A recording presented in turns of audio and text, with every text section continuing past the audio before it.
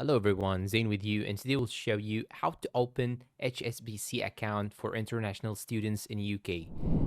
Now you need to know that you have two options. The first option is to apply through the online process or to go in branch itself. But here in my video, I'll show you how to do it online. So simply click on how to apply, and then it will show here all the things that you need before to apply. Of course, they will need some documents, and after you have all your documents, here when you scroll down, you can see here what are the conditions or what are the requirements. And after that, you need to scroll down more and click on apply now. Once you click on apply now, here it will tell you all about the eligibility. Just click on confirm and start, and you will have to provide these documents. You'll have to provide your address for the last 3 years, your income details, your university course details, your 16-digit UCAS status code, and proof of your identity and address if you are applying from within the UK. After that, hit on confirm and you can start. Then now you will have to provide your personal details, including your email address,